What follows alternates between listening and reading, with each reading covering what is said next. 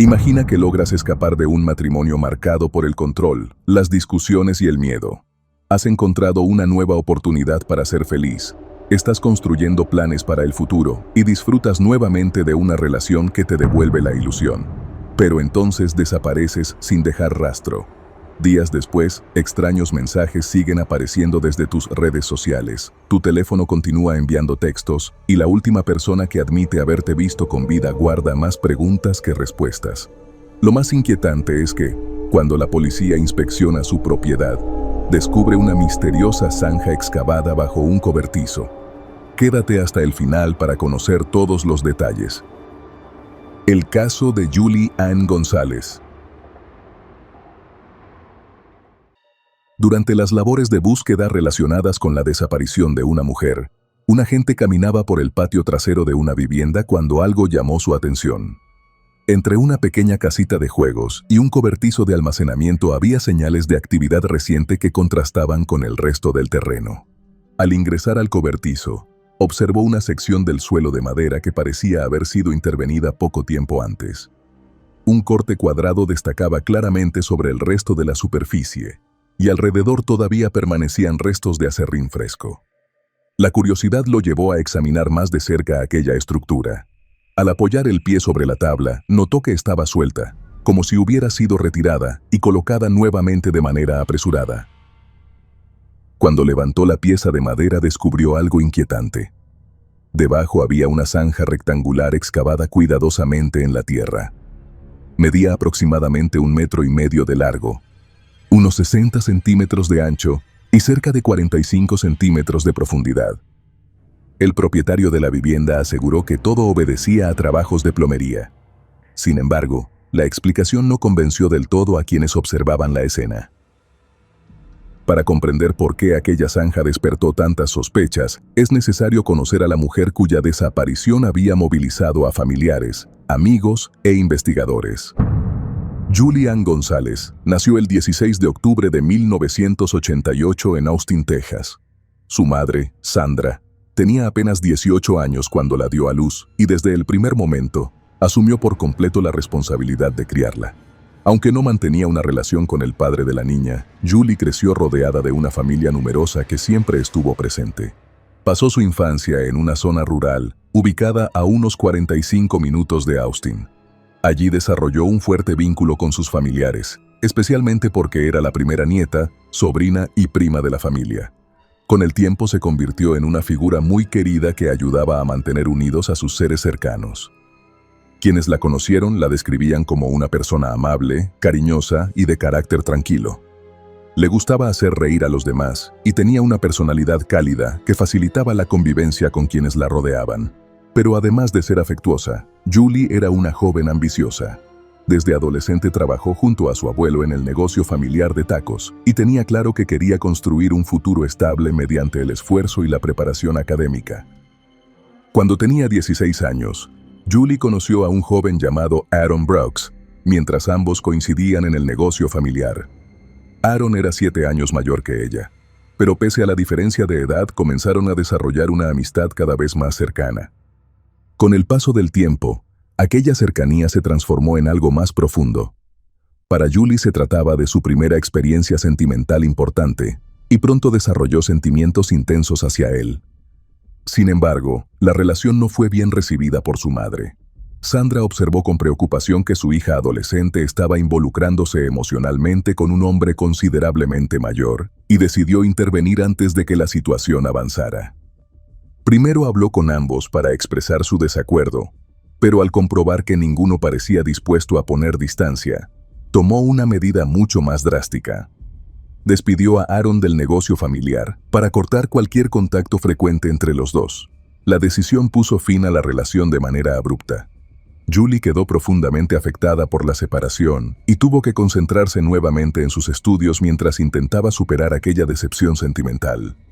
Poco después decidió mudarse a la casa de su tía Dora.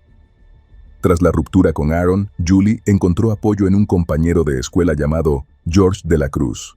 Lo que comenzó como una amistad terminó convirtiéndose en una relación sentimental cada vez más seria. Después de graduarse de la secundaria, ambos decidieron comenzar una vida juntos. Julie obtuvo una beca para estudiar periodismo en la universidad, pero sus planes cambiaron cuando descubrió que estaba embarazada. Tiempo después, nació su hija, Layla. Desde ese momento, Julie concentró gran parte de sus esfuerzos en brindarle estabilidad y asegurarle un buen futuro. Mientras ella estudiaba y trabajaba, George realizaba empleos ocasionales principalmente en construcción. A pesar de los ingresos que ambos generaban, las dificultades económicas eran constantes.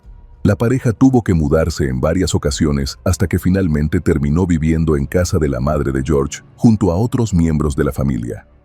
En mayo de 2009, contrajeron matrimonio. Poco después, Julie decidió ampliar sus oportunidades laborales estudiando para convertirse en técnica farmacéutica.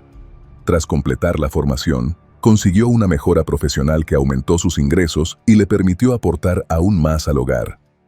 Mientras Julie avanzaba en sus estudios y trabajo, George seguía teniendo dificultades para mantener una estabilidad laboral. Alternaba distintos empleos temporales y pasaba gran parte de su tiempo libre dedicado a los videojuegos. Con el paso de los meses, comenzaron a surgir tensiones dentro del matrimonio. Julie intentaba hablar con él sobre las responsabilidades económicas y familiares, pero esas conversaciones frecuentemente terminaban en discusiones. Familiares cercanos llegaron a presenciar episodios de comportamiento agresivo. En algunas ocasiones, observaron cómo George le gritaba de manera descontrolada durante los conflictos que mantenían. También hubo momentos en los que varios allegados notaron marcas rojizas en brazos y rostro de Julie después de enfrentamientos con su esposo. La situación empezó a preocupar seriamente a quienes la rodeaban. Apenas 7 meses después de haberse casado, Julie tomó una decisión importante. Convencida de que la relación no estaba funcionando, abandonó el hogar junto a su hija y se trasladó a vivir con su abuelo. Mientras intentaba reorganizar su vida, Julie tuvo un encuentro inesperado. Un día coincidió en un supermercado con Aaron, el joven con quien había mantenido una relación durante su adolescencia. La conversación entre ambos fue larga y agradable. Después de intercambiar información de contacto, comenzaron a comunicarse con frecuencia mediante correos electrónicos y mensajes. Aquella amistad recuperada fue creciendo poco a poco. Julie le explicó que su matrimonio estaba prácticamente terminado y que ya vivía separada de George. Con el tiempo, volvieron a surgir los sentimientos que habían quedado pendientes años atrás. Ambos comenzaron a verse de manera romántica y descubrieron que seguían compartiendo objetivos y expectativas similares para el futuro. En diciembre de 2009, Julie presentó formalmente la solicitud de divorcio. Sin embargo, George se negó repetidamente a firmar los documentos necesarios para completar el proceso de separación. La separación no puso fin a los problemas entre Julie y George. Cada vez que debían coordinar el cuidado de Layla, las tensiones reaparecían. Según relataron familiares y personas cercanas, George aprovechaba esos encuentros para complicar las cosas.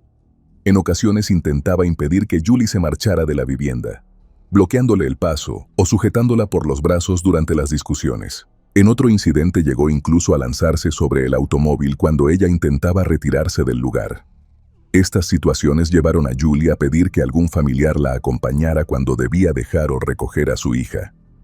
Preocupada por el bienestar de Layla, solicitó ante el juzgado que las visitas con su padre fueran supervisadas. Finalmente se establecieron condiciones específicas para los encuentros y se ajustaron los horarios para que Julie pudiera estar presente durante la mayor parte del tiempo. Mientras tanto, la relación con Aaron continuó fortaleciéndose. Ambos compartían proyectos similares y comenzaron a imaginar una vida juntos. Sin embargo, decidieron mantener el romance alejado de la vista pública mientras el divorcio seguía sin resolverse. La noche del 25 de marzo de 2010, Julie pasó varias horas junto a Aaron en el apartamento de él. Cenaron, conversaron y vieron algunas películas antes de irse a dormir. A la mañana siguiente, Aaron se levantó temprano para ir a trabajar. Antes de salir despertó a Julie para despedirse. Ella le pidió que se quedara ese día porque no tenía compromisos importantes, pero él decidió asistir a su jornada laboral. Ambos se despidieron con un beso y acordaron verse nuevamente esa misma noche. Después de que Aaron salió del apartamento, Julie escribió una carta a mano y la dejó sobre la cama. En ella expresaba lo feliz que se sentía por la relación que estaban construyendo y hablaba de los planes que esperaba compartir con él en el futuro. Más tarde abandonó el apartamento para recoger a su hija en la vivienda de George. Aquella fue la última ocasión en que personas cercanas tuvieron contacto conocido con ella. Con el paso de las horas, familiares y amigos comenzaron a notar algo inusual. Julie dejó de responder llamadas telefónicas, mensajes y cualquier intento de comunicación. Durante ese día aparecieron varias publicaciones en una de sus redes sociales. En ellas hablaba de marcharse, de alejarse de todo y de comenzar una nueva etapa lejos de quienes la rodeaban. Al mismo tiempo, Aaron y algunos familiares empezaron a recibir mensajes de texto enviados desde el teléfono de Julie. En esos textos aseguraba encontrarse bien y pedía que dejaran de buscarla. Poco después apareció una nueva publicación. El contenido transmitía entusiasmo por una supuesta partida voluntaria, pero quienes la conocían comenzaron a percibir detalles extraños. La forma de escribir no parecía habitual en ella. Los mensajes carecían de características que normalmente estaban presentes en sus conversaciones y publicaciones. Para sus seres queridos, aquello no resultaba convincente, y la preocupación aumentó conforme pasaban las horas sin tener noticias reales de Julie. La inquietud creció rápidamente entre quienes la conocían. Aaron encontró la carta que ella había escrito aquella mañana y quedó desconcertado. El contenido reflejaba ilusión, tranquilidad y planes para el futuro, algo que contrastaba completamente con los mensajes que aparecían en redes sociales. Esa misma noche, se reunió con varios familiares de Julie en la casa de una de sus tías. Allí compartieron sus preocupaciones y analizaron todo lo ocurrido durante las últimas horas. Para ellos, la situación no tenía sentido. Julie era una madre dedicada que rara vez se alejaba de su hija y nunca desaparecía sin avisar a quienes la rodeaban. Convencida de que algo no estaba bien, su tía Dora decidió comunicarse con las autoridades para reportar oficialmente la desaparición. Un agente acudió al lugar para escuchar el relato de la familia, aunque inicialmente les informaron que no existían elementos suficientes para considerar que Julie estuviera en peligro inmediato. Poco después, la propia Dora encontró el automóvil de Julie estacionado en el lugar donde trabajaba. El vehículo permanecía cerrado y aparentemente intacto, pero no había señales de su propietaria. El hallazgo fue comunicado de inmediato a la policía, que comenzó a prestar mayor atención al caso. Una vez reunidos con los investigadores, Aaron mostró la carta que Julie había escrito la mañana de su desaparición. Explicó que mantenían una relación estable y que el contenido del escrito era incompatible con la idea de que ella hubiera decidido abandonar voluntariamente a su familia. También se informó a las autoridades que Julie solía mostrarse especialmente cautelosa respecto al tiempo que su hija pasaba con George. Por ello, varias personas consideraban extraño que hubiera decidido ausentarse durante días dejando a Layla bajo su cuidado. Ante estos antecedentes, los investigadores acudieron a la vivienda de George para conocer su versión de los hechos. George aseguró que Julie había pasado por la casa la mañana del viernes para recoger a la niña. Según él, se comportaba de manera extraña, parecía deprimida y daba la impresión de encontrarse emocionalmente alterada. También afirmó que ella le pidió que cuidara a Layla durante el fin de semana porque tenía asuntos pendientes que resolver. Dijo haber aceptado la solicitud sin hacer preguntas y aseguró no haber vuelto a verla después de aquel momento. Con autorización de George, los investigadores inspeccionaron inicialmente la vivienda para comprobar si Julie se encontraba allí. Durante esa revisión, fue cuando llegaron al patio trasero y realizaron el descubrimiento de la zanja bajo el cobertizo. Aunque la explicación ofrecida por George no permitió avanzar más en ese momento, otros elementos comenzaron a llamar la atención de los investigadores. Además, existía un detalle difícil de ignorar. George no solo era la última persona conocida que había visto a Julie antes de su desaparición, sino que apenas 3 días después, firmó finalmente los documentos de divorcio que durante meses se había negado a aceptar. Mientras la búsqueda continuaba, familiares y amigos organizaron campañas para mantener visible el caso. Se realizaron actividades de recaudación de fondos, vigilias y múltiples esfuerzos para llamar la atención de los medios de comunicación. Las semanas pasaban y las pistas seguían terminando en callejones sin salida. Sin embargo, la presión pública aumentaba, y los investigadores continuaban reuniendo información sobre todo lo ocurrido durante los días posteriores a la desaparición de Julie. Mientras George permanecía internado voluntariamente en un centro de salud mental tras una aparición televisiva relacionada con el caso, los investigadores obtuvieron una orden de registro que les permitió examinar su propiedad con mayor profundidad. Durante la inspección no encontraron rastros evidentes de sangre, pero sí diversos objetos que despertaron interés. Entre ellos había municiones, guantes de látex, un cuchillo, restos de ropa quemada dentro de un pozo, productos de limpieza y herramientas de excavación ubicadas cerca de la zanja hallada en el cobertizo. También localizaron una gran acumulación de tierra detrás de la estructura, cubierta con un colchón y otros objetos domésticos. Además, incautaron computadoras, dispositivos electrónicos, la consola de videojuegos de George y diversos recibos de compras recientes. Otro hallazgo llamó particularmente la atención. Dentro de la vivienda encontraron artículos que habían sido comprados utilizando la tarjeta bancaria de Julie después de su desaparición. Entre ellos había productos para bebés, una película infantil y varios videojuegos. Las investigaciones sobre esas transacciones revelaron que algunas compras se habían realizado utilizando la tarjeta como crédito en lugar de débito. Esto resultaba extraño porque Julie acostumbraba a utilizar siempre su número PIN para autorizar operaciones bancarias. Los detectives comenzaron a revisar grabaciones de seguridad correspondientes a los establecimientos donde se habían realizado las compras. En varios videos apareció George empujando un carrito de supermercado mientras Layla lo acompañaba. Sin embargo, Julie no aparecía en ninguna de las imágenes obtenidas por los investigadores. Paralelamente, un especialista analizó la actividad del teléfono celular de Julie. Los registros mostraron que el dispositivo permaneció durante largos periodos cerca de la vivienda de George durante los días 26 y 27 de marzo. Durante ese mismo intervalo se registró una intensa actividad de mensajes de texto y conexiones de datos. Sin embargo, después del 27 de marzo, el teléfono dejó de generar actividad por completo. El análisis también permitió determinar que el aparato nunca abandonó el área de Austin, ni mostró indicios de haber viajado a otro estado.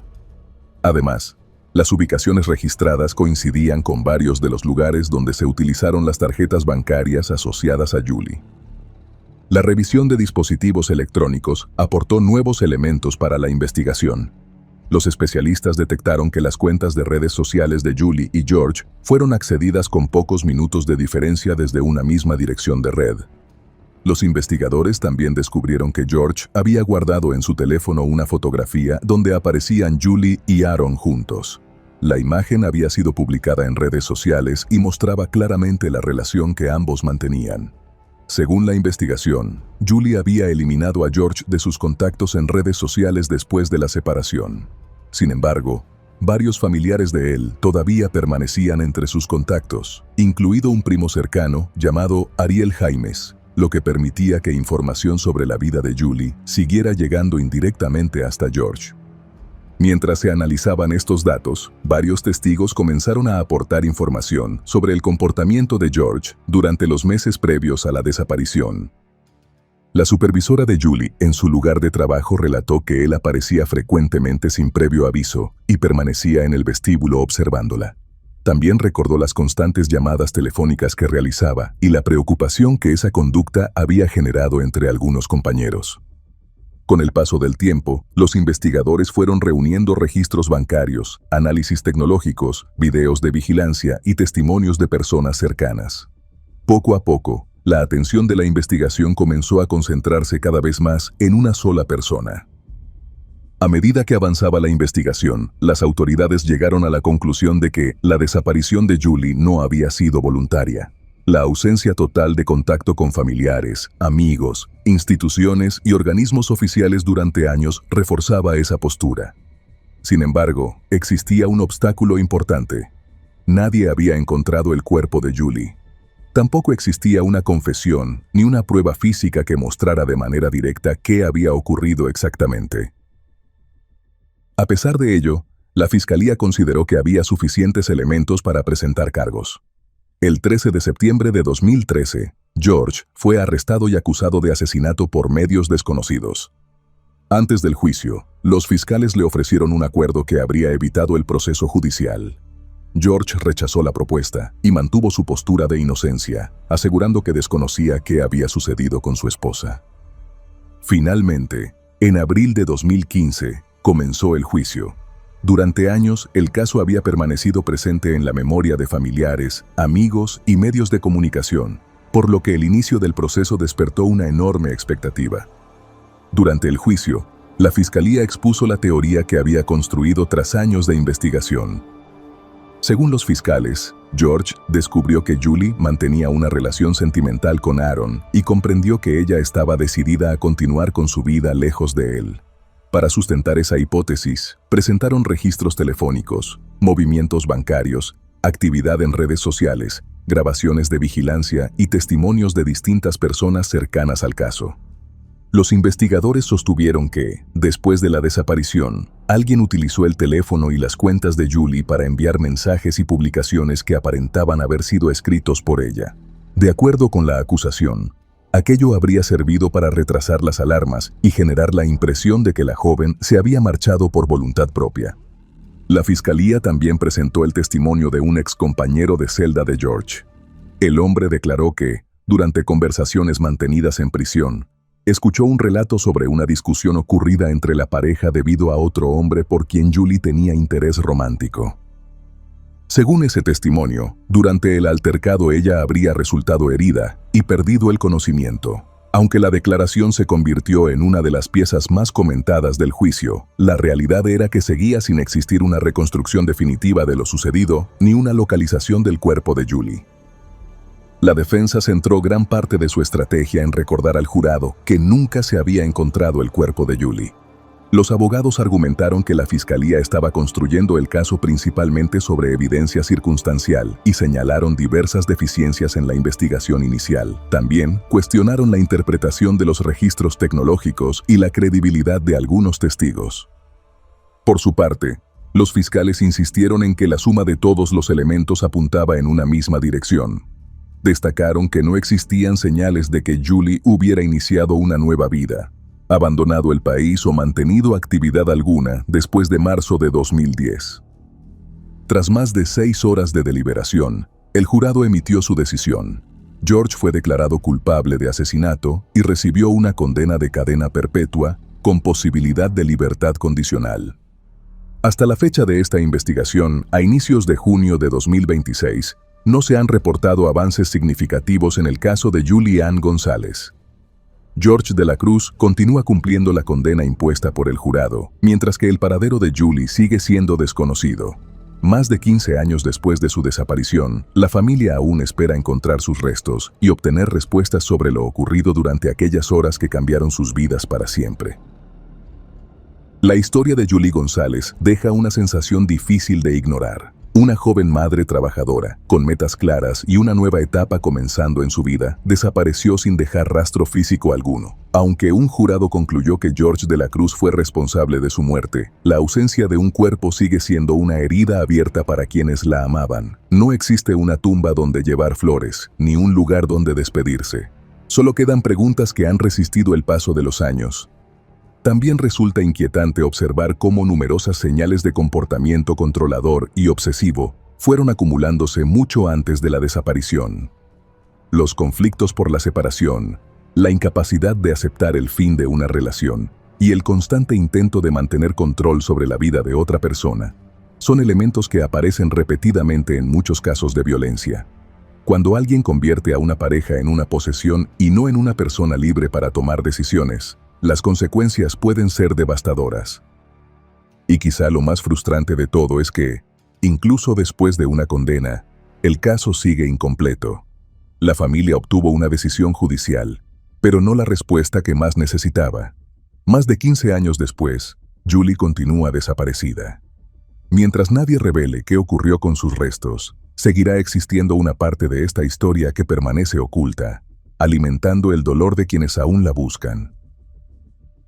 Ahora queremos conocer tu opinión. ¿Crees que George sabe exactamente dónde se encuentran los restos de Julie? Si estuvieras en el lugar de la familia, ¿qué sería más importante para ti?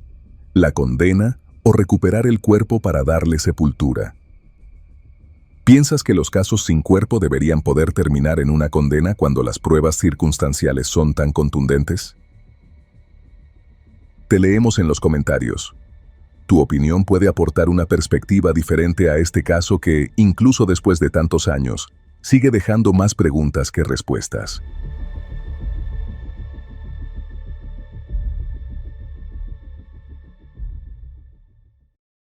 La mujer que estás viendo pasó gran parte de su vida buscando aquello que muchas personas dan por sentado: una familia estable, amor y aceptación.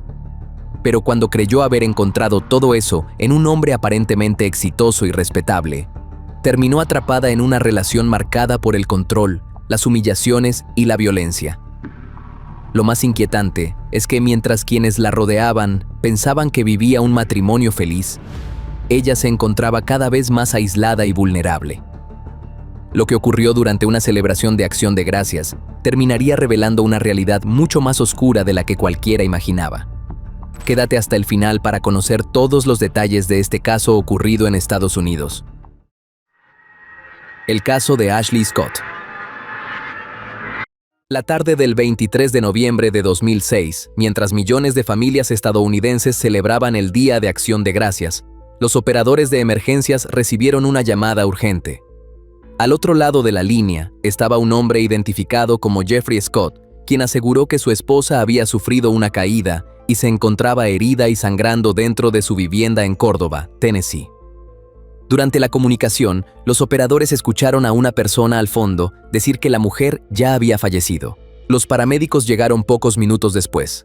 Dentro de la vivienda encontraron a Ashley Scott, de 28 años, inconsciente y con sangre saliendo por la nariz, la boca y los oídos. De inmediato la trasladaron al centro médico, pero los esfuerzos por ayudarla fueron inútiles. Poco después de su ingreso, los médicos confirmaron su fallecimiento.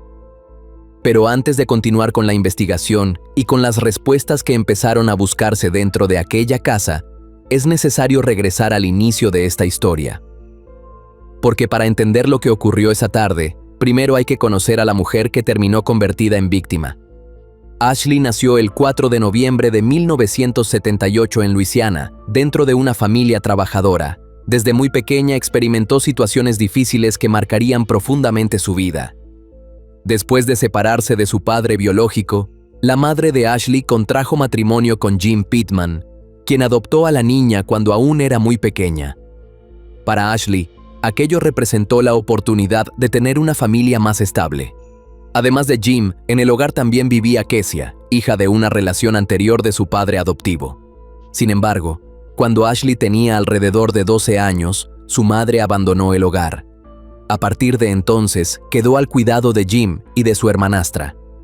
Aunque criar a 2 niñas con el salario de un obrero no era sencillo, Jim hizo todo lo posible para sacarlas adelante y brindarles el cariño y la estabilidad que necesitaban. Durante sus años escolares, Ashley conoció a Lori Machen, una compañera con quien compartía gustos e intereses. Lo que comenzó como una amistad entre 2 niñas, pronto se transformó en un vínculo inseparable. Lori estuvo presente en algunos de los momentos más importantes de la vida de Ashley, incluyendo los más difíciles. La acompañó durante los años posteriores al abandono de su madre y fue testigo de cómo intentaba seguir adelante pese a las heridas emocionales que arrastraba desde la infancia. Ya en la adolescencia, ambas ingresaron a la secundaria. Allí se unieron al equipo de porristas y Ashley destacó rápidamente por su entusiasmo, liderazgo y carisma. Con el tiempo fue nombrada capitana del grupo, responsabilidad que mantuvo hasta graduarse en 1996. Su personalidad alegre y sociable la convirtió en una joven muy apreciada por quienes la rodeaban. Al graduarse, Ashley y Lori decidieron continuar juntas la siguiente etapa de sus vidas. Ambas se inscribieron en la misma universidad, una institución cristiana ubicada en Arkansas. Durante aquellos años compartieron habitación en el campus y fortalecieron aún más su amistad. A ella se sumó otra joven llamada Erin May, con quien formaron un grupo muy unido. Entre clases, actividades universitarias y reuniones sociales, vivieron las experiencias habituales de muchas estudiantes que comenzaban a construir su futuro. Ashley logró completar sus estudios y se graduó en el año 2000. Todo parecía indicar que los años más difíciles de su vida habían quedado atrás y que una etapa prometedora estaba por comenzar. Poco antes de terminar la universidad, Ashley conoció a un joven que cambiaría el rumbo de su vida. Se llamaba Jeffrey Scott y era un estudiante de negocios de 24 años, proveniente de una familia acomodada de Tennessee. Sus amigas presenciaron aquel primer encuentro durante una excursión universitaria en la que coincidieron con Jeffrey. La primera impresión que tuvieron de él fue la de un hombre reservado y distante. En ese momento no le dieron mayor importancia, pensando que simplemente era tímido o que aún no tenía confianza con el grupo. Sin embargo, Ashley quedó cautivada por él. A pesar de que ambos provenían de entornos muy diferentes, la relación avanzó rápidamente. Con el paso de los meses, la pareja se hizo cada vez más cercana y decidió continuar construyendo un futuro juntos. Después de graduarse, Ashley comenzó a trabajar como profesora de inglés en una escuela secundaria, donde rápidamente se ganó el cariño de estudiantes, compañeros y directivos. Pero mientras su carrera profesional avanzaba, las personas más cercanas a ella comenzaron a notar cambios preocupantes en su comportamiento. La joven alegre, sociable y cercana que todos conocían, empezó a mostrarse más reservada. Poco a poco, fue alejándose de sus amistades y limitando el contacto con quienes habían formado parte de su vida durante años. Lori contó que las salidas entre amigas se hicieron cada vez menos frecuentes y cuando ocurrían, Jeffrey casi siempre estaba presente. El cambio más doloroso fue el distanciamiento de su propia familia. Las llamadas a Jim comenzaron a espaciarse y las visitas que antes eran habituales prácticamente desaparecieron. Nadie entendía qué estaba ocurriendo, pero quienes la conocían mejor empezaban a sospechar que la influencia de Jeffrey sobre Ashley era cada vez mayor. La relación continuó avanzando y, en junio de 2001, Ashley y Jeffrey decidieron casarse. Para quienes observaban desde afuera, parecía el siguiente paso natural para una pareja enamorada. Sin embargo, hubo algo que llamó la atención de quienes conocían la historia de Ashley. Entre los invitados no estaban Jim Pittman ni Kechia, las dos personas que la habían acompañado durante gran parte de su vida. Poco antes de la ceremonia, Ashley les envió una carta en la que les pidió que no volvieran a contactarla. La decisión dejó devastado a Jim, quien no lograba comprender por qué la joven con la que siempre había mantenido una relación cercana había decidido apartarlo de esa manera. Con el tiempo, llegaría a la conclusión de que el cambio comenzó cuando Jeffrey entró en su vida. Después de la boda, la pareja se instaló en una vivienda de la comunidad de Córdoba, en Tennessee. Ante los ojos de vecinos y conocidos, parecían un matrimonio común. Nada hacía pensar que existieran problemas graves dentro de la relación. Incluso Lori, que visitó la casa en una ocasión, aseguró que durante su estancia no observó discusiones ni comportamientos extraños entre ellos. Pero la impresión cambiaba cuando Ashley viajaba para visitar a sus amistades. Durante esas visitas, algunos comenzaron a escuchar la forma en que Jeffrey se dirigía a ella por teléfono. Según Lori, hablaba con un tono tan elevado y poco amable que quienes estaban cerca podían escuchar gran parte de las conversaciones. Aquellas llamadas despertaron las primeras sospechas de que detrás de la aparente normalidad existía una dinámica muy distinta. Con el paso de los años, las preocupaciones de amigos y familiares aumentaron. Ashley parecía cada vez más aislada y temerosa, lo que llevó a varios de ellos a sospechar que estaba sufriendo algún tipo de maltrato dentro de su matrimonio. Uno de sus amigos declaró que Ashley le había confiado que Jeffrey ejercía abuso verbal y emocional contra ella. Según esos relatos, la situación empeoró después de agosto de 2005, cuando la joven fue arrestada por conducir bajo los efectos del alcohol. Tras el incidente por conducir en estado de ebriedad, Ashley pagó una multa y recuperó su libertad. Pero para quienes la querían, aquel episodio fue una señal más de que algo no estaba bien.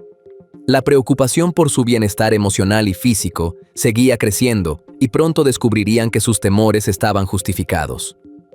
Mientras Ashley intentaba sostener su matrimonio, comenzaron a salir a la luz aspectos de la vida de Jeffrey que muchos desconocían. La imagen de hombre respetable y devoto que proyectaba ante los demás empezó a resquebrajarse. Los allegados a la pareja descubrieron que durante años había mantenido una relación extramarital intermitente con una compañera de trabajo llamada Virginia Brown. Lo más sorprendente era que Ashley y Virginia también habían desarrollado una amistad. En noviembre de 2005 ocurrió un episodio especialmente revelador. Ashley se encontraba en la casa de Virginia cuando Jeffrey llegó de manera inesperada. Durante aquel encuentro, golpeó repetidamente a su esposa en la espalda. Aunque Ashley no mostraba públicamente heridas visibles, quienes conocieron estos hechos comenzaron a comprender que la violencia dentro del matrimonio era mucho más grave de lo que habían imaginado. En julio de 2006, Jeffrey había llegado a un nivel de violencia aún más alarmante. Según su versión, una noche él estaba tan ebrio y agresivo que intentó estrangularla. Según relatarían amigos y familiares, Jeffrey utilizaba distintas formas de manipulación para ejercer control sobre Ashley. Con frecuencia le recordaba sus orígenes humildes y la hacía sentir inferior. Mientras él provenía de una familia acomodada, ella había crecido enfrentando el abandono de su madre y la ausencia de su padre biológico. Aquellas heridas emocionales nunca desaparecieron por completo. Las personas cercanas a Ashley creían que Jeffrey aprovechó esas inseguridades para aislarla y dominarla.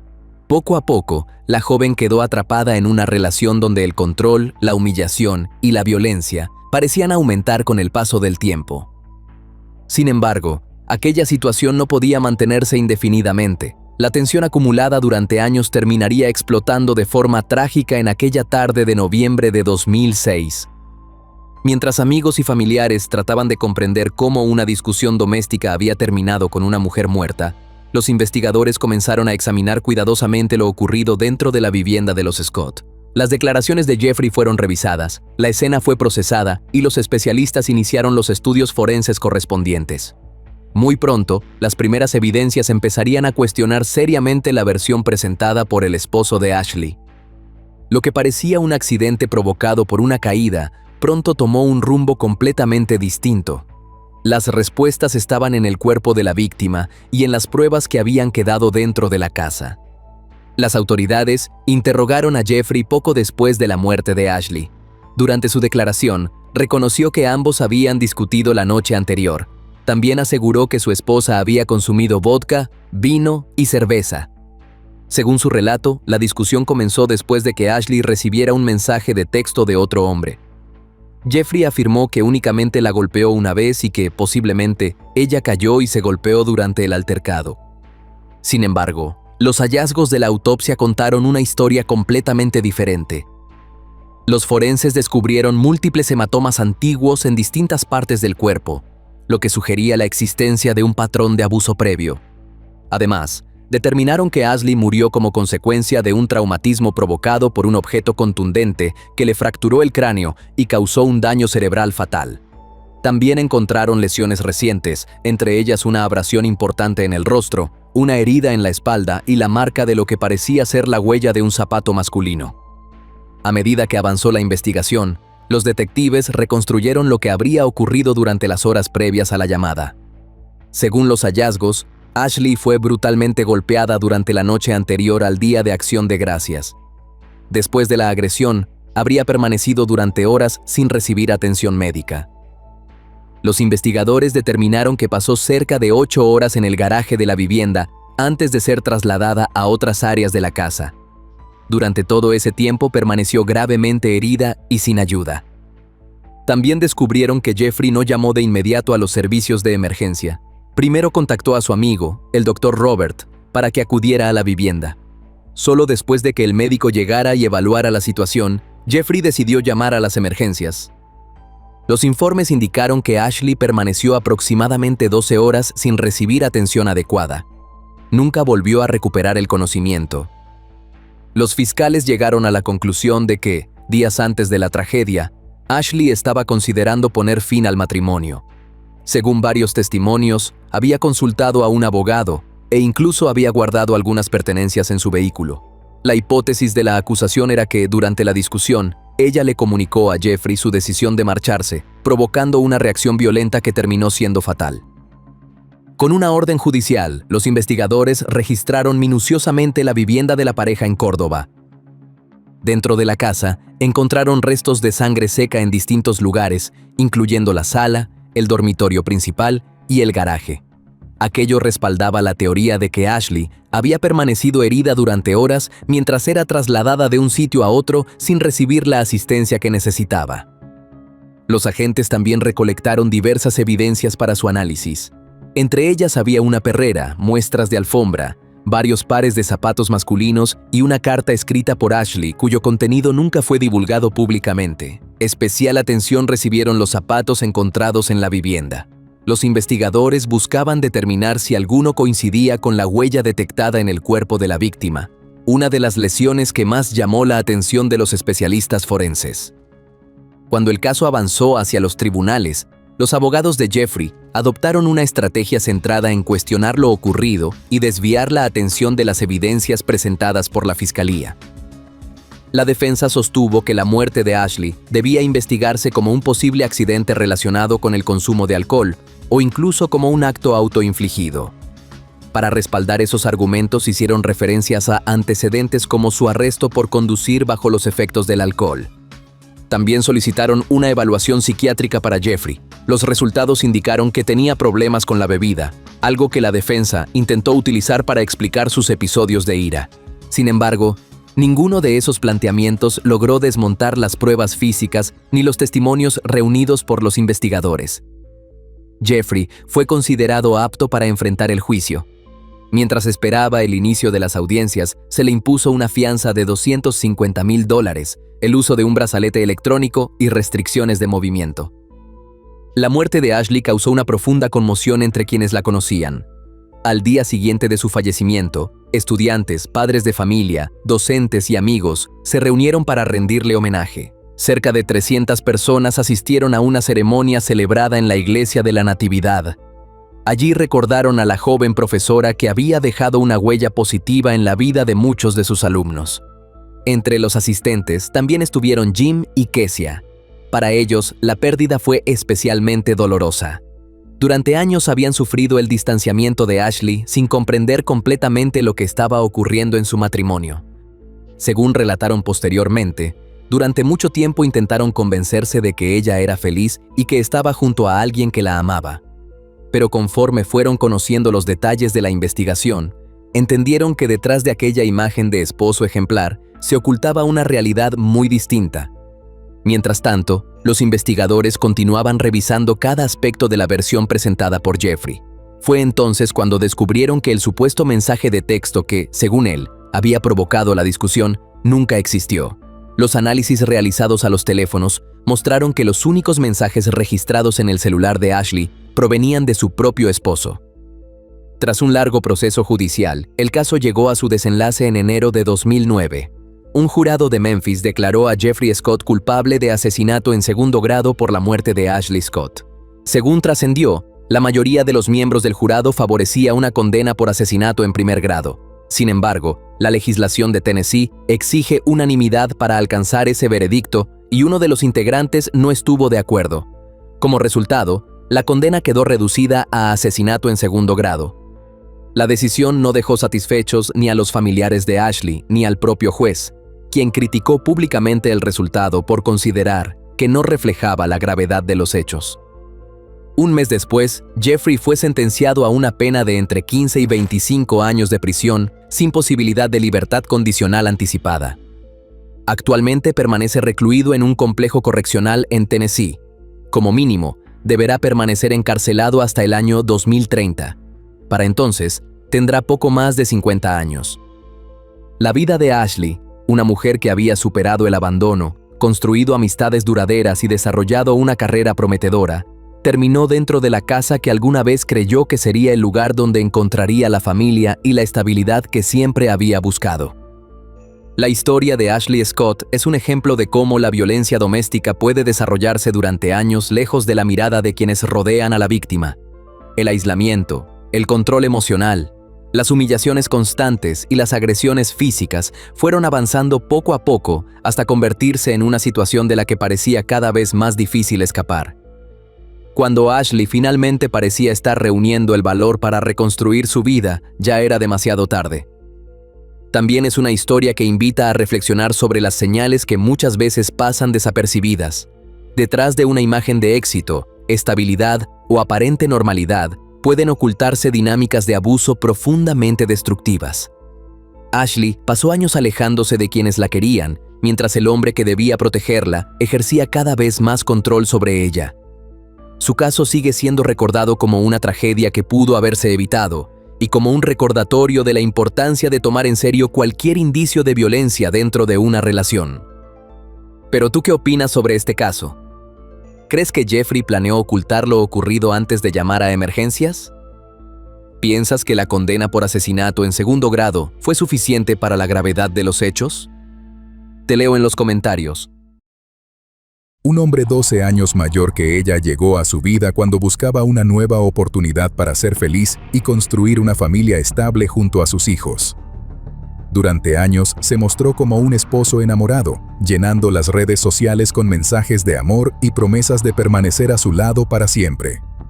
Sin embargo, detrás de esa imagen existían denuncias, medidas de protección y una espiral de violencia que avanzaba en silencio.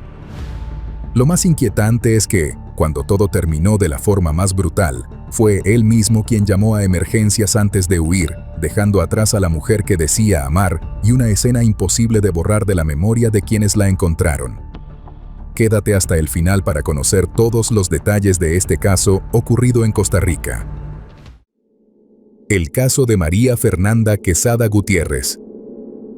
La noche del 3 de marzo de 2022, una llamada ingresó al sistema de emergencias de Costa Rica.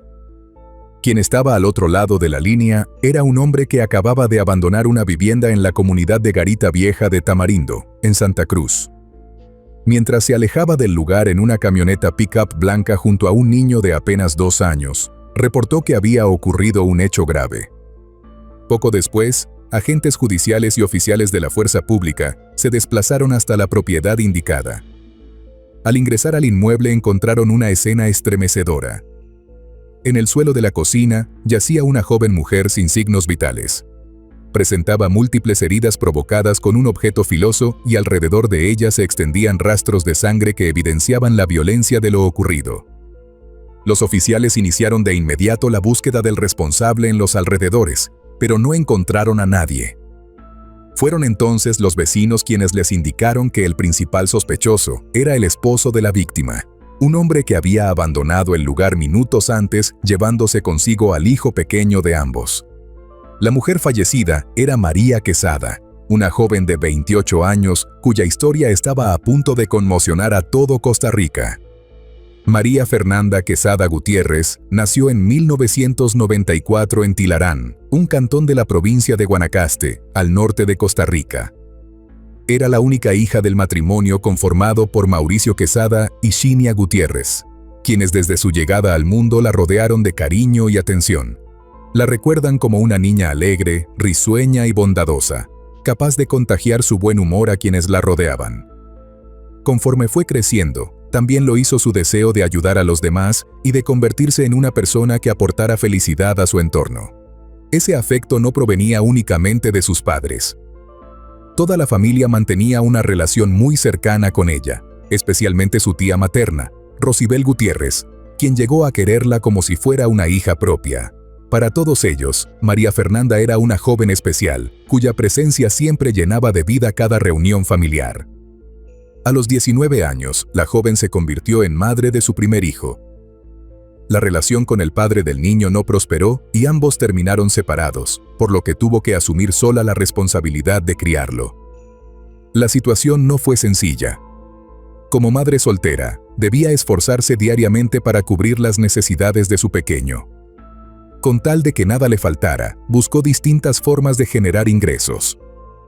Elaboraba jabones para vender y también realizó un curso de manicurista en línea que le permitiera obtener dinero adicional. Aunque el camino estuvo lleno de dificultades, nunca perdió la sonrisa ni las ganas de salir adelante. Trabajaba duro por su hijo y estaba completamente dedicada a él, pero también conservaba la esperanza de volver a enamorarse algún día. Soñaba con encontrar a una persona que la quisiera de verdad y que aceptara a su pequeño como parte de su vida. Sin saberlo, ese deseo estaba a punto de cumplirse, aunque no de la manera que ella imaginaba. Con el paso del tiempo, María Fernanda conoció a un hombre llamado Esteban Rovira Vargas. Él era 12 años mayor que ella, y, desde el principio, logró cautivarla.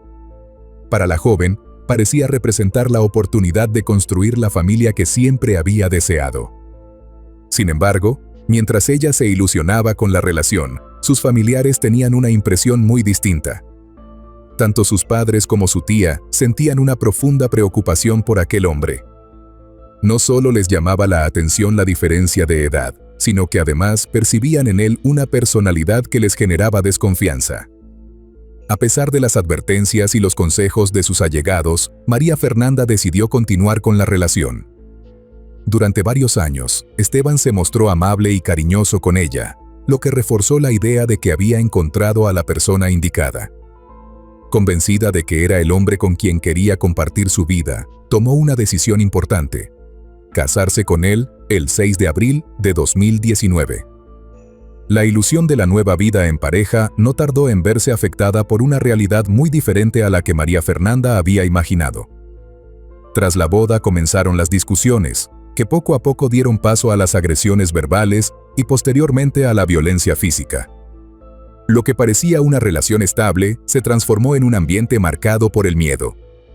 A pesar del sufrimiento que experimentaba, la joven soportó en silencio gran parte de lo que ocurría dentro del matrimonio. El temor a su esposo la llevó a ocultar muchas de las situaciones que enfrentaba. Meses después quedó embarazada.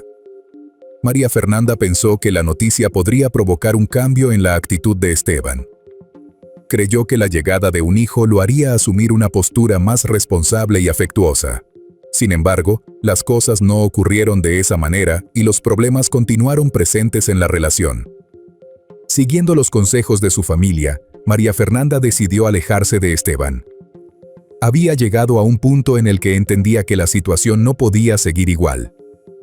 Sin embargo, cuando nació el bebé en 2020, el hombre volvió a acercarse a ella con una actitud completamente diferente. Le aseguró que había comprendido sus errores. Le prometió que cambiaría, que buscaría ayuda profesional y que jamás volvería a agredirla. Sus palabras parecían sinceras, y por un momento, María Fernanda creyó que la transformación era real. Decidió darle una nueva oportunidad.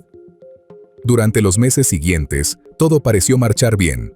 La familia compartía paseos y actividades junto al hijo que tenían en común y al hijo mayor de María Fernanda, que para entonces tenía 6 años. Después de tantos problemas, la joven sintió que por fin estaba viviendo la vida familiar que siempre había soñado. Además de dedicarse a sus hijos, María Fernanda había conseguido trabajo como profesora de español para niños extranjeros, que únicamente hablaban inglés. Ese empleo le permitía generar buenos ingresos y brindarles mayores comodidades a los pequeños, quienes eran la principal motivación de su esfuerzo diario. Mientras tanto, Esteban proyectaba en redes sociales la imagen de un esposo enamorado y de un padre comprometido con su familia. Compartía publicaciones en las que expresaba cuánto amaba a María Fernanda y aseguraba que ella era el amor de su vida. Incluso escribía mensajes en los que afirmaba que el matrimonio era un compromiso para siempre y que esperaba permanecer a su lado durante toda la vida. Pero detrás de esa apariencia de felicidad, la realidad era muy distinta. Con el paso del tiempo, el hombre volvió a comportarse de manera agresiva. La tranquilidad que María Fernanda creyó haber recuperado comenzó a desaparecer y nuevamente tuvo que enfrentar situaciones que la hacían sufrir. Aunque no solía hablar de ello con sus familiares, ellos se daban cuenta de que algo no marchaba bien y comprendían que no era feliz junto a él.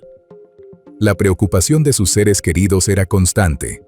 Su padre, Mauricio, le repetía una y otra vez que debía alejarse de Esteban porque temía que algún día le hiciera daño. Con el tiempo, María Fernanda también comprendió que el hombre no era la persona que había imaginado al comienzo de la relación. Finalmente, en diciembre de 2021, después de más de 2 años soportando maltratos, presentó una denuncia por violencia doméstica. Como resultado, las autoridades dictaron medidas de protección contra Esteban y le notificaron formalmente las restricciones que debía cumplir. Sin embargo, la situación no mejoró. Aunque la pareja ya se había separado y existía una orden que le impedía acercarse a ella, el hombre continuó hostigándola.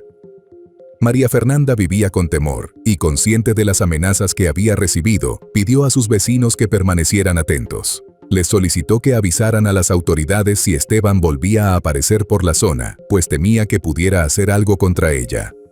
La noche del 3 de marzo de 2022, Esteban llegó hasta la vivienda de los familiares con quienes María Fernanda se encontraba viviendo. Le pidió que aceptara reunirse con él para conversar sobre asuntos que, según dijo, estaban relacionados con el proceso de divorcio. El hombre le explicó que debían ponerse de acuerdo sobre la posible venta de la casa que habían construido juntos 2 años antes en la comunidad de Garita Vieja de Tamarindo. La propuesta parecía estar relacionada con temas pendientes que ambos necesitaban resolver. Sus familiares le insistieron en que no fuera con él. Desconfiaban de sus intenciones y temían que ocurriera algún problema. Aún así, María Fernanda aceptó acompañarlo, convencida de que aquella conversación podía ayudar a cerrar definitivamente el vínculo que todavía los unía. Antes de partir, dejó a su hijo mayor, de 9 años, en casa de un primo. Luego se dirigió junto a Esteban y al hijo que tenían en común hacia la vivienda, donde tendrían aquella reunión que terminaría convirtiéndose en el último encuentro entre ambos. Una vez dentro del inmueble, el hombre intentó convencerla de que retomaran la relación y arreglaran sus diferencias. María Fernanda se mostró firme en su decisión de no volver con él. Ante su negativa, la conversación comenzó a subir de tono hasta convertirse en una fuerte discusión. Lo que ocurría dentro de la casa pronto llamó la atención de algunos vecinos. Según relataron varios residentes del sector, durante la noche escucharon a la joven gritar desesperadamente y pedir ayuda. También la oyeron suplicar a Esteban que no le hiciera daño. Mientras tanto, el pequeño que se encontraba en la vivienda lloraba sin parar, alterado por los gritos y la tensión que se vivía a su alrededor. Al cabo de unos minutos, las súplicas de María Fernanda cesaron. La joven quedó tendida en el suelo de la cocina tras ser atacada con un objeto filoso de uso doméstico, mientras su hijo permanecía en el lugar. Tras lo ocurrido, Esteban llamó a una de sus hermanas para contarle lo que había hecho.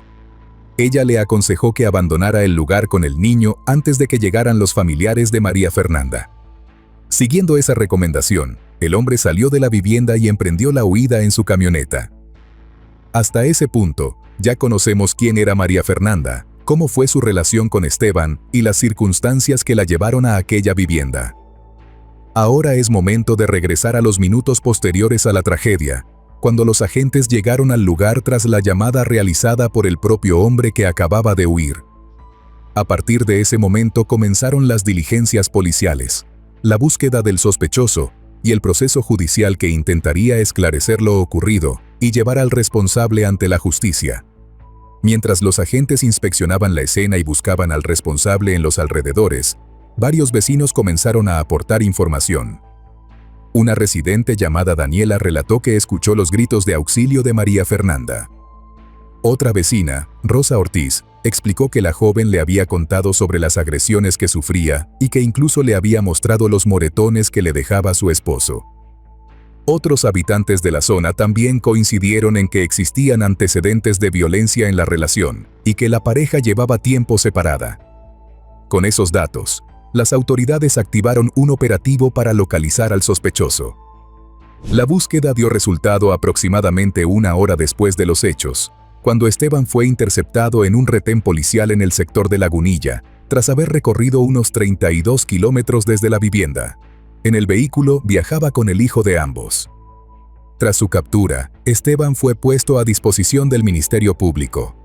Además de ser señalado por la muerte de María Fernanda, también enfrentó un señalamiento por presuntamente incumplir las medidas de protección que existían en su contra. Debido a la gravedad de los hechos, se ordenó que permaneciera en prisión preventiva mientras avanzaban las investigaciones.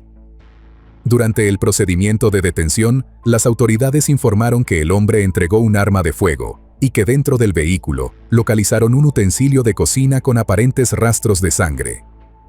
Los investigadores consideraban que podía estar relacionado con el ataque ocurrido esa noche. Mientras tanto, la familia de María Fernanda intentaba asimilar la pérdida. En medio del dolor, recibió una noticia que les brindó algo de tranquilidad. El Patronato Nacional de la Infancia otorgó a los abuelos maternos la custodia temporal de los dos niños. Para Mauricio y Shinya, aquello era importante, pues estaban convencidos de que su hija habría querido que sus hijos permanecieran junto a ellos. Sin embargo, también sabían que aún quedaban procesos legales por delante y que la batalla apenas comenzaba. Poco después, los investigadores recibieron los resultados de la autopsia practicada al cuerpo de María Fernanda. El informe confirmó que la joven había perdido la vida tras recibir 10 heridas provocadas con un arma blanca. Para sus padres, conocer esos detalles representó uno de los momentos más dolorosos desde la tragedia. Cuando les entregaron sus restos, familiares y amigos le dieron el último adiós en un emotivo homenaje realizado en el Salón Comunal del barrio del Carmen. Posteriormente, fue sepultada en el cementerio de Tilarán. La noticia generó una gran conmoción, y cientos de personas expresaron mensajes de apoyo y condolencias a través de las redes sociales. La indignación también se hizo sentir entre vecinos, organizaciones sociales y familiares. Muchos consideraban que María Fernanda había hecho todo lo que estaba a su alcance para protegerse. Había denunciado las agresiones y contaba con medidas de protección, pero aún así, nada había evitado el desenlace. El 8 de marzo de 2022, familiares y colectivos feministas se concentraron en el Parque Central de Tilarán para exigir justicia y reclamar acciones más efectivas frente a los casos de violencia contra las mujeres. Al mismo tiempo, los padres de María Fernanda comenzaron otra lucha: asegurar la custodia definitiva de sus nietos, especialmente del menor de ellos, cuya situación legal todavía no estaba resuelta. La disputa por la custodia del niño de 2 años se convirtió en una nueva fuente de angustia para la familia Quesada. Cuando venció el plazo inicial de la medida cautelar que les permitía hacerse cargo de los pequeños, debieron afrontar un proceso legal para demostrar que eran las personas más adecuadas para criarlo. La situación resultaba especialmente difícil porque, según explicaron, Esteban estaba intentando disputar esa tutela a pesar de encontrarse encarcelado. Mauricio manifestó públicamente su indignación, pues no entendía cómo alguien señalado por haber provocado aquella tragedia podía seguir reclamando derechos sobre el menor. En medio de ese conflicto, Mauricio reveló que, tras abandonar la vivienda la noche de los hechos, Esteban llevó al niño a la casa de una mujer con la que supuestamente mantenía una relación sentimental en la localidad de Portegolpe. También relató las secuelas emocionales que observaban en su nieto menor, quien constantemente llamaba a su madre y sufría crisis que preocupaban profundamente a toda la familia. Tanto él como su hermano mayor recibían atención psicológica para intentar sobrellevar la pérdida. En mayo de 2022 también trascendieron declaraciones realizadas por la hermana de Esteban, quien confirmó que él la había llamado la noche de los hechos para contarle lo ocurrido. La mujer defendió la actuación de su hermano y sostuvo una versión distinta sobre la relación de la pareja. Sin embargo, la familia de María Fernanda rechazó esas afirmaciones y aseguró que únicamente buscaban desacreditarlos en medio de la disputa por la custodia del menor. La causa avanzó lentamente y un año después, en marzo de 2023, volvieron a realizarse manifestaciones para exigir celeridad en el proceso judicial. Finalmente, el 8 de mayo comenzó el juicio contra Esteban y durante las audiencias, la Fiscalía presentó pruebas y testimonios de familiares, amigos y vecinos para sostener que existían antecedentes de violencia y que el acusado había incumplido las medidas de protección que pesaban en su contra. La Fiscalía solicitó una condena de 35 años de prisión por femicidio y 2 años adicionales por incumplimiento de medidas de protección. La defensa, por su parte, insistió en que su cliente era inocente. Finalmente, el 30 de mayo, el tribunal emitió su decisión. Esteban Rovira Vargas fue condenado a 35 años y 8 meses de prisión. Además, se ordenó el pago de una indemnización a favor de los padres de María Fernanda. Tras conocer la sentencia, la familia expresó que nada le devolvería a su hija, pero que al menos la justicia que habían reclamado durante tanto tiempo, finalmente había llegado. El caso de María Fernanda Quesada volvió a poner sobre la mesa una realidad dolorosa. Denunciar no siempre es suficiente para detener a un agresor decidido a continuar ejerciendo control sobre su víctima. Ella acudió a las autoridades, obtuvo medidas de protección y trató de reconstruir su vida lejos de quien la maltrataba. Pero aún así, terminó perdiendo la vida a manos de la misma persona de la que intentaba escapar. Su historia se convirtió en un símbolo de las limitaciones que todavía enfrentan muchos sistemas de protección cuando las amenazas escalan a niveles extremos de violencia. También deja una reflexión sobre las señales que suelen aparecer mucho antes de las tragedias. Familiares, vecinos y personas cercanas identificaban conductas agresivas y temían que algo grave pudiera ocurrir. María Fernanda era una mujer trabajadora, dedicada a sus hijos y con proyectos para el futuro, pero todo eso fue arrebatado en cuestión de minutos. Aunque la condena representó una forma de justicia para sus seres queridos, ninguna sentencia podrá devolverles a la hija, madre y sobrina que perdieron. Ahora quiero conocer tu opinión sobre este caso. ¿Crees que las medidas de protección que recibió María Fernanda fueron suficientes o las instituciones debieron actuar de una forma diferente? ¿Qué opinas de que, aún después de la tragedia, la familia tuviera que librar una batalla legal para conservar la custodia de los niños? Te leo en los comentarios. Tu punto de vista puede aportar a una conversación importante sobre violencia doméstica, protección de víctimas y prevención de tragedias como la que acabamos de conocer. Y bueno, querida audiencia, hasta aquí una investigación más. ¿Qué opinan del caso de hoy? Nos gustaría mucho leer sus comentarios, ya que su opinión sobre los casos es muy importante para nosotros. Recuerden siempre hacerlo con el máximo respeto posible, tanto para la víctima como para los demás espectadores, y nosotros que los estaremos leyendo. Antes de irte, deja tu me gusta y suscríbete si aún no lo estás. Tampoco te olvides de compartir este video si crees que a alguien que conoces le puede interesar. Nos vemos hasta otra investigación criminal. Adiós.